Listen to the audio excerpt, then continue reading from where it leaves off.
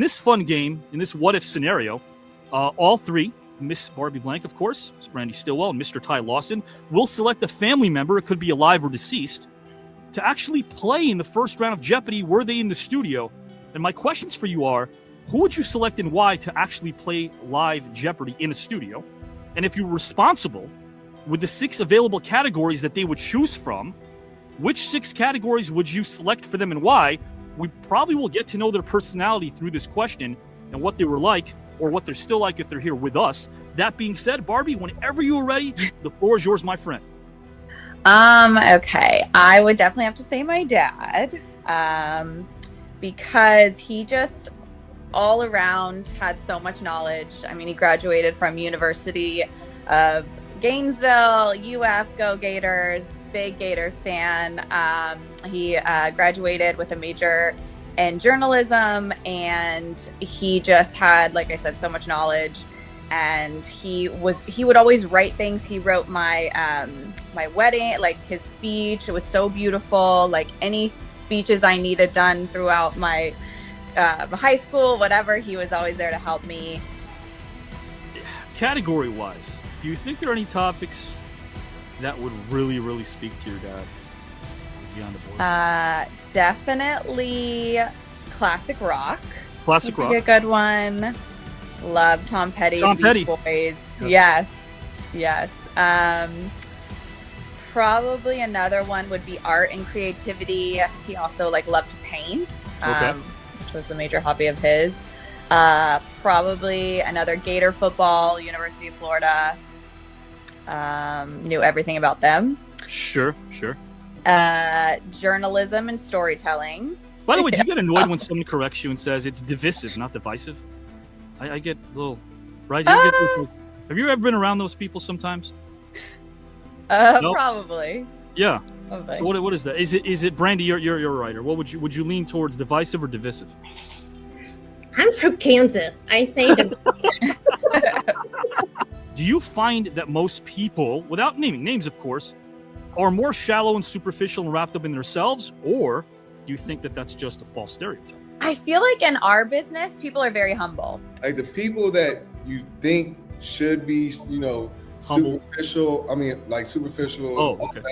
Like the superstars, they're actually the coolest people in the world. Sure. The guys is barely hanging on, got glasses on, got to act like, you can't touch me, got the bodyguard. I'm like, yo, why you got a bodyguard? I don't say it, but I'm looking at like, why? You know what I'm saying? So that's how it is in the NBA. It's totally switched around. Yeah. When listening to everyone, what resonated with me was my mother would always say, there's always a bad apple in every bunch. And so for the most part, everyone that I've ever worked with is humble and hardworking and has each other's backs. But there's been several shows that I've worked on that there's always one person that would let's just say there's one person I have in my mind right now. This man would sell the shoes off of his mother's feet in her own casket. If it meant get it. Again, if you could pick a family member, alive or deceased, Ty, who could play in the first round of Jeopardy in studio, who would you select and why? And if you were responsible with picking their 6 available categories, which categories would you select and why? Aunt Sandy, because she'll say this herself. Like, she's very outgoing, sarcastic and everything like that. She never really, had a husband, a man, or anything like that. Her husband was her dog, Satchmo. The category that I think that would relate, she'd be good at would be stuff that people should know. Cause like I said, when if somebody says something that you should know or asks a question that she knows, she gives a side eye or something like that.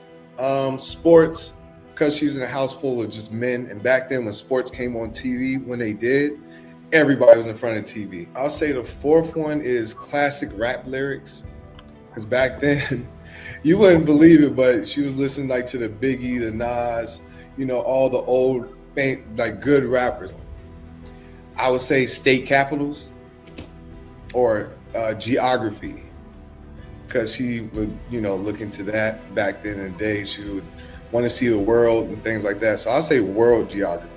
Barbie, when you're on the road, was there anything that you thought you wouldn't like sort of be able to adapt to that you did in no time at all? And because you were talking about it earlier, but the late nights, the travel, the flights, something. Yeah. I mean, so when I was 19, it was 2006, and there was no like navigation, nothing. You had to print directions off of MapQuest every week. Right. Okay. From like these middle of nowhere cities where you're going. And so I wasn't old enough to rent a car. So like my job was to like print the MapQuest directions. And I was like, what the hell am I doing? Like, this is crazy. They're depending on me to like get us to every night. So I was like, well, just praying I wouldn't get us lost. You're going to select a family member, Brandee, alive or deceased, to play the first round of Jeopardy, which has 6 categories. Who would you select and why? And if you were responsible with the 6 available categories for them that you could choose from, which 6 categories would you select for them and why? I would pick my mother, Ginny, because she's a pretty incredible individual. She's pushing 80. But, if y'all remember A League of Their Own, the movie A League of Their Own, my mother was in the second wave of that. I would pick sports, obviously. And she's retired now, so she's constantly watching tennis or the Chiefs. She has her football going.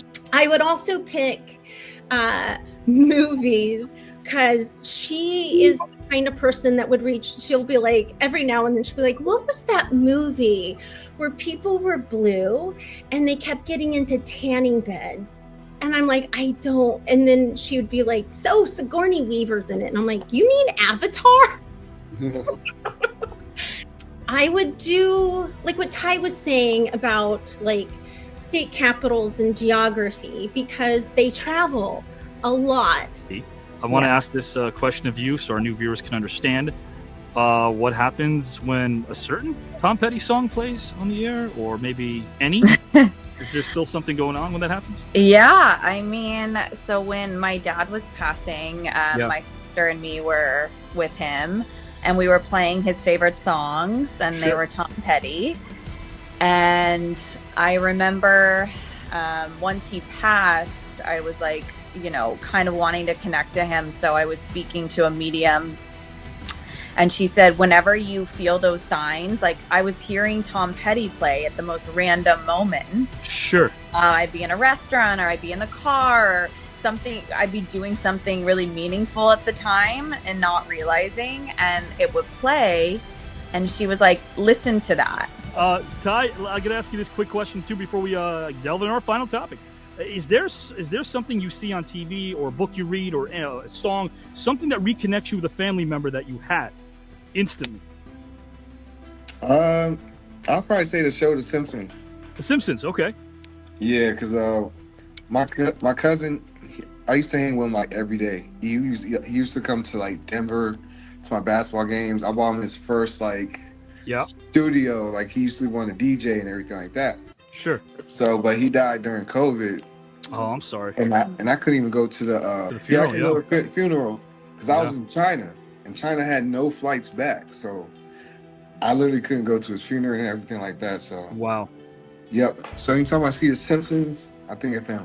When I was on John Edward, he knew so many things, and he yelled at me about my grandparents. They yelled at me.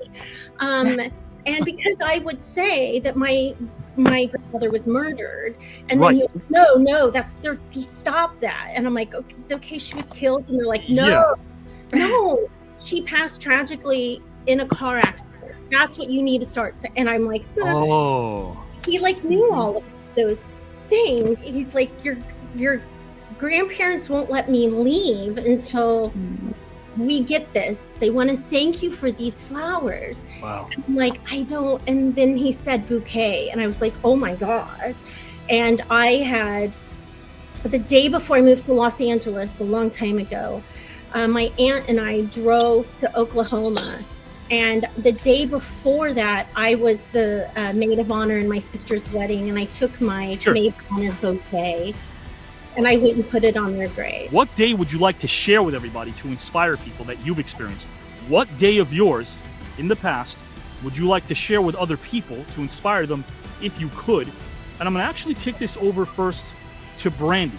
The day I would pick would be July 26th of this year, which was at San Diego Comic-Con. And the podcast for Mad Rewind was just like with MADtv. MADtv was the little train that could. We had the studio, the network Fox didn't own us, so they never promoted us. I had the executive producer who was going to come do the podcast, do the panel. He had to drop out. Other actors had to drop out. But then the next thing I know, Phil Lamar is reaching out to Orlando Jones. He's reaching out to Dave Herman. He's reaching. We almost had Nicole Sullivan, but then she couldn't make it. So the next thing you know, I have 4 original cast members and an original writer. The print that went out to everybody said Mad Rewind, Conversations with the Cast and Crew. So it never even had the title of MADtv in it anywhere. So nobody was going to know what it was. And again, no one knew what this podcast was, but Orlando Jones showed up, went to a Futurama panel, started giving Dave Herman and Phil Lamar shit, and then announced at the Q&A mic, and then announced it to everybody in the audience. And when we walked out, there were probably over 1,200 people because of what Orlando had done. And then by the end of that panel, we had over 2,000 people. And all of a sudden, this podcast that was going to be dead, I was going to kill it. At the end of that panel, turned into this magical thing. Probably when I won the Divas Championship. I had worked for WWE for almost 6 years. I had never won anything.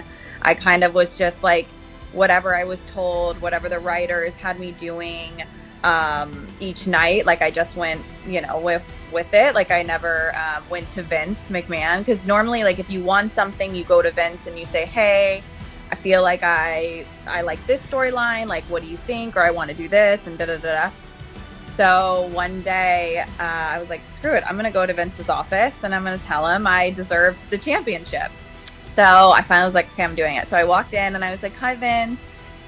Never walked in his office before. And I was like, look, I feel like I've been here for so long. I feel like I deserve this. It's my time. And he's like, okay, Kelly. And I was like, okay. And he's like, okay, you can go. And I was like, okay. I was like, well, that either went really well or really bad. I don't really know. The next week they used to do this thing like called Power to the People, that like the fans could vote on matches. They did it like once a year, and it was Power to the People night. And they told us like, whoever the fans vote for is winning, but you will not know until like it's instantly happening as it's going, right? The voting's going, and then it's like, I don't know, 80% Kelly. And I was like, oh my God. So instantly, like, oh my God, I'm winning. And I can't show it, but I'm like, okay, like here. So the camera's following me out to the ring. I'm walking out, and I just remember being like, oh my God, this is my moment. Like, holy shit. So we do the match, and at the end, I just start bawling. I'm like crying. I'm like, all this hard work. Like, I feel like, I don't know. It was just like the best night. Like it was just like my moment. I think when I got banned from the CBA. The CBA is a Chinese basketball league. Oh my God. So basically I was in China. I was going through like contracts, contracts with the team. I just got paid $800,000 with this team, Fujian. And basically I took them all the best season they had. I think I averaged like 33 points or whatever it is. And they said, oh yeah, we're just gonna pay you, $50,000 more. I was like, what? And this is in the middle of COVID. So I'm in China in the middle of COVID and everything like that. I got other teams saying we're gonna give you $3 million, $4 million. And I'm like, let me out this contract. I'm gonna go over here and get $4 million. The team's like, we're gonna give you our best player. Let us get him. So I end up going to a club. We're all getting drunk, chilling. I'm with the Chinese people. We're mosh pitting in the middle of the floor. We're doing like crazy. We're just hanging out. So there's this girl that comes over to me and we take a picture, right? And I put it on Instagram and it says, Chinese women got cakes on the low. But the GM of the team has Instagram, has mine. Puts it out there and says, Chinese women has rice cakes and put in their language. Puts it on Weibo. Weibo is like the Chinese Twitter. I wake up in the morning, my comments, there's like 5 million comments. Then I look at my Instagram. I don't know how the Chinese people got Instagram. There's like race wars going on in my Instagram. That happened. I was supposed to leave, but this Chinese billionaire was like, yo, just come here. I'll get your ticket. Come to my hotel. And there happened to be like another guy that I kind of knew from America there. So the whole time he's like feeding us well. We're going to meetings. We're gone band, meeting all the leaders. But we're getting drunk every day, like literally like just turning up. And I feel like that was one of my darkest probably moments. Cause I'm just drinking every day, not doing nothing. I was just in a dark place. So, and to this point, the point I'm trying to say, like people see me now with abs and things like that. They're like, yo, you was in such a dark place. How'd you climb out of that hole? I get that on Instagram all the time, like all the time. So that would be my day of when I inspired the most people. And you had a nice time tonight, Ty? Oh yeah, I had fun. You can tell I had fun, man. I have fun with most things I'm doing, but today, hearing people's stories, that was fun.